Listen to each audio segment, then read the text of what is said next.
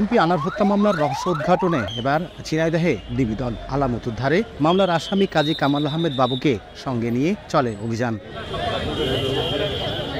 বুধবার সকালে জেলা কারাগার থেকে কঠোর নিরাপত্তায় ঝিনাইদহ শহরের পায়রা চত্বরে আনা হয় জেলা আওয়ামী লীগের ত্রাণ ও সমাজ কল্যাণ সম্পাদক কাজী কামাল আহমেদ বাবু ওরফে গ্যাসবাবুকে। তার তথ্য অনুযায়ী চত্বরের উত্তর পাশের একটি পুকুরে জেলে ও ডুবুরে নামিয়ে আসামিদের মোবাইল উদ্ধারে ডিবি প্রধান হারুন রশিদের নেতৃত্বে অভিযান চালানো হয়। সেখান থেকে শহরের স্টেডিয়াম এলাকায় আরেকটা পুকুরে অভিযান চালায় তারা। তবে 12টা থেকে 2:30 পর্যন্ত চলা অভিযানে মেলেনি হত্যাকাণ্ডের সঙ্গে জড়িত কোনো আলামত। এই ঘটনার সাথে ডিজিটাল এভিডেন্স, যার সাথে কথাবার্তা হয়েছে, মোবাইল, এই মোবাইল 3টায় স্বীকারোক্তিমূলক জবান দিয়ে বলেছেন যে উনি ঝিনাইদহে 2টা পুকুরের মধ্যে উনি ফেলে দিয়েছেন এবং আদালত আমাদেরকে নির্দেশনা প্রদান করেছেন কোথায় তিনি মোবাইলটি ফেলেছেন, 3টি মোবাইল ফেলেছেন তা যেন দেখানো হয়। তারই প্রেক্ষিতে সকলের সম্মিলিত প্রচেষ্টায় আমরা এই পুকুরে ডুবুরি নামিয়েছি।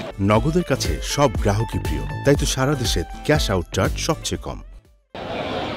গত 12 মে সংসদ সদস্য আনার ভারতে যান। পরদিন 13 মে কলকাতার নিউটন এলাকার সঞ্জীবা গার্ডেনের একটি ফ্ল্যাটে হত্যা করা হয় তাকে। ঘটনাটি প্রকাশ্যে আসে 22 মে। লোটাস রহমান সোহাগ, সময় সংবাদ, ঝিনাইদহ।